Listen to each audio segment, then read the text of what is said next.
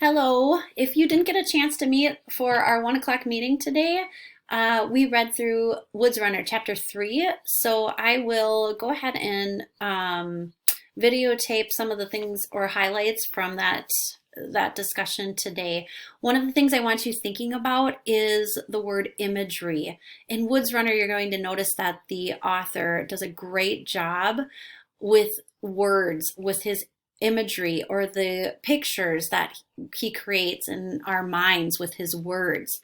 I found this picture, and we had a discussion about what this picture and what this sentence says about the word imagery.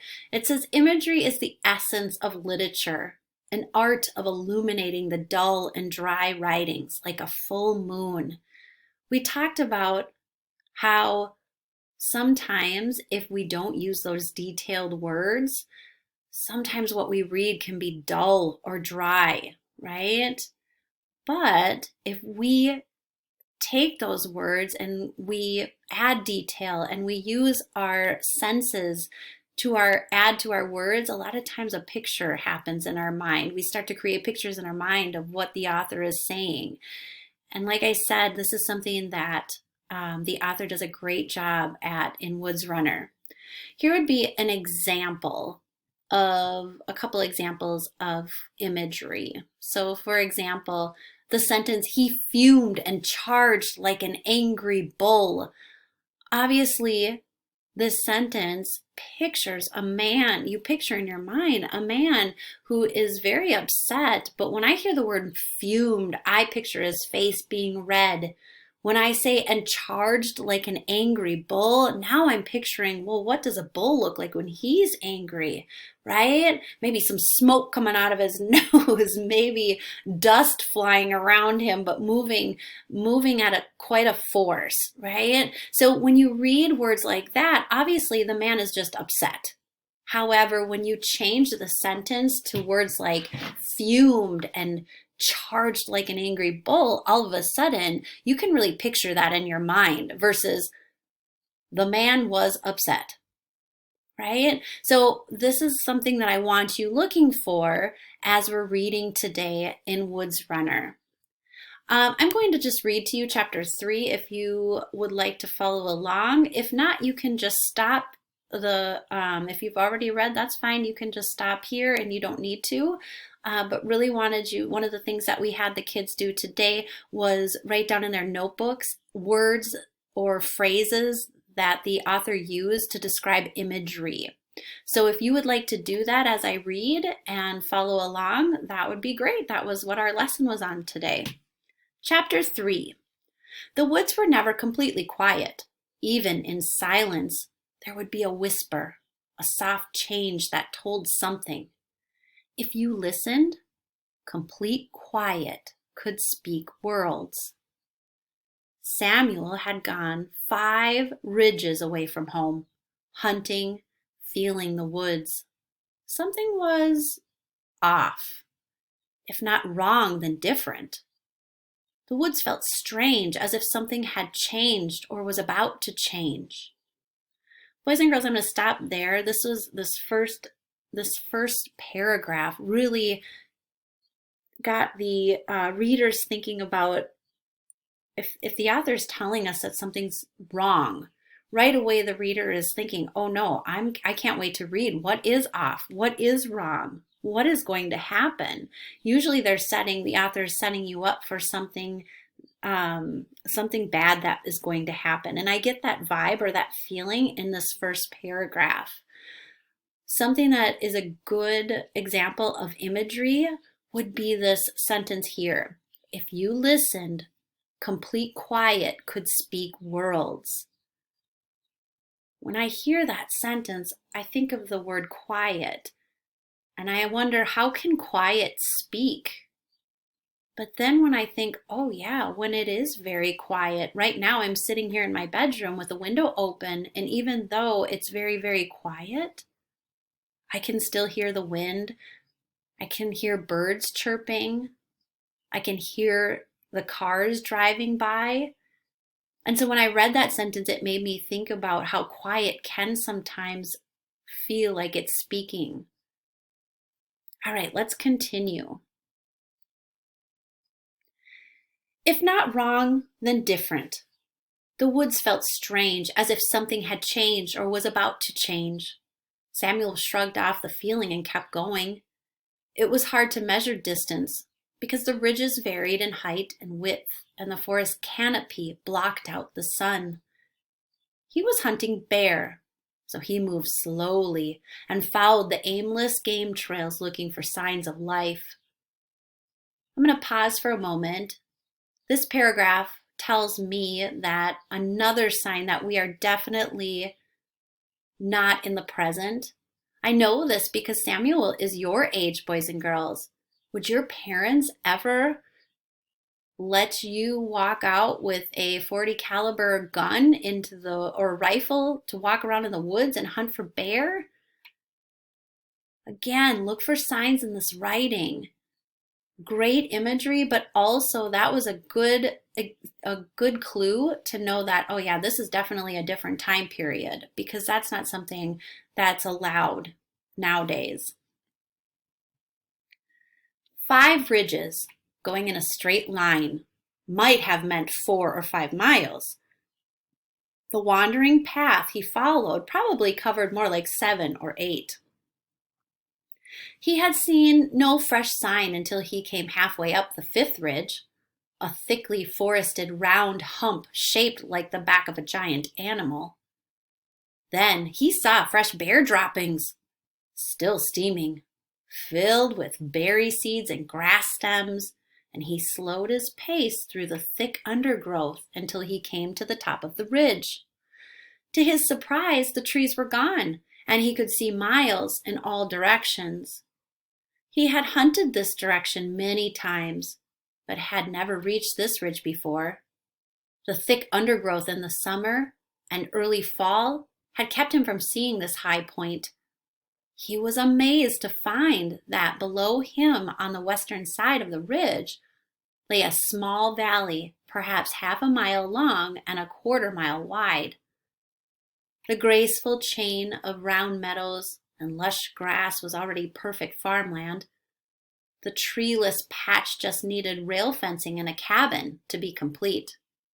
Perfect, he said aloud, like it was made to be used.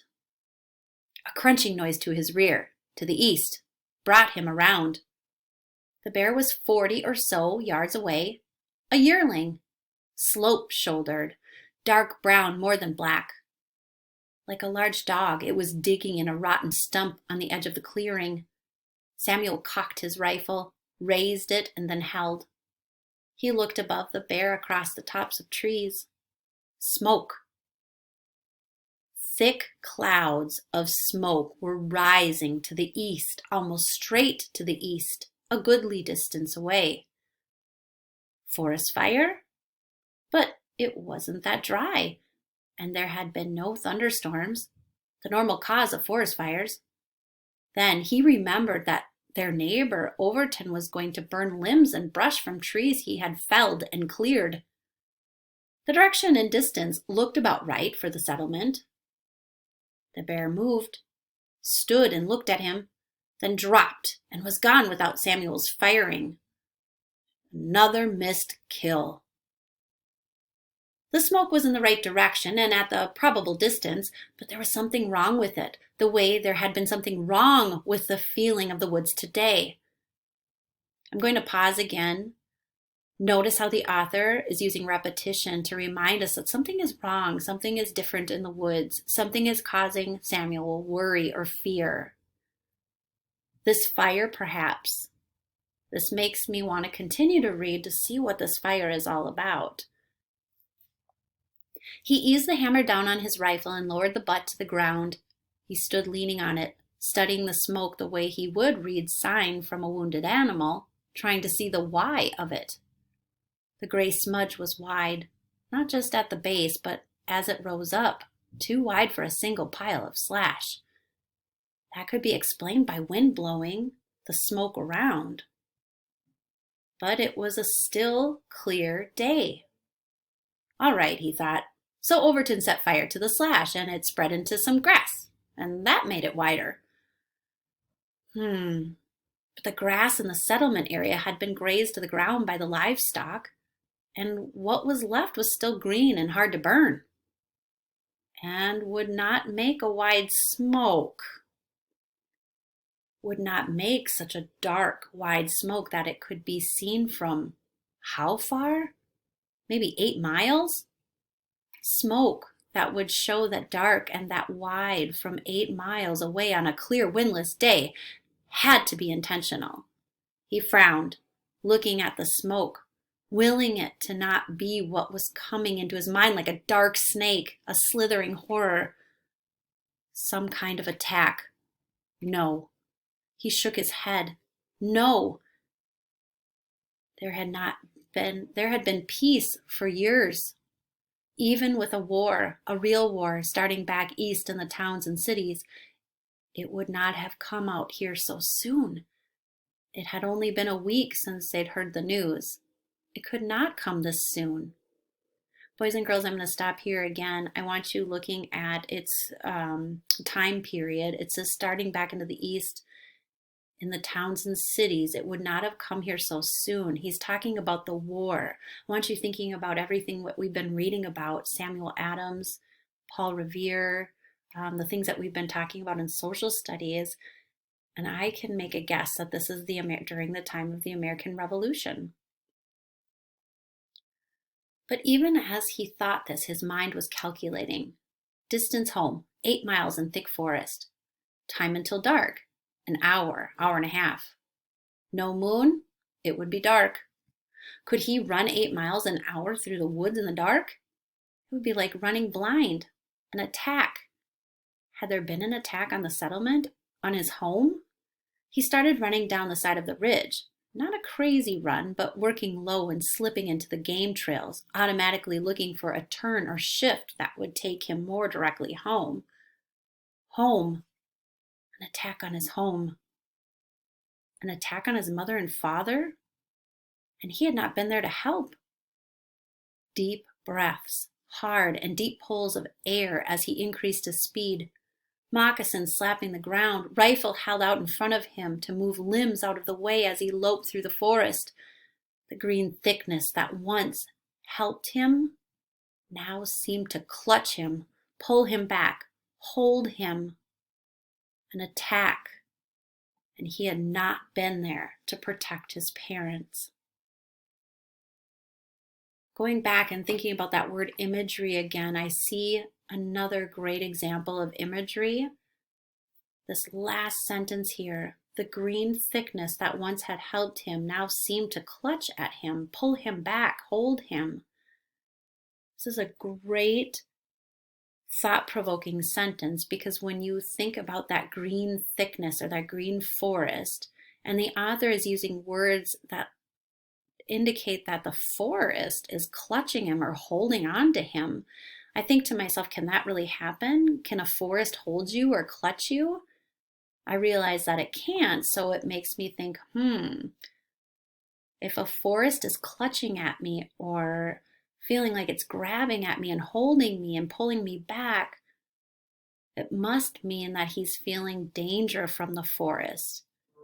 Remember in the beginning of the chapter, he described how the forest has always worked for him and how comfortable he feels in the forest, where now we're getting the feeling from the author that the forest is actually frightening to him because of the thoughts that are going through his mind about his mother and father and possibly being attacked.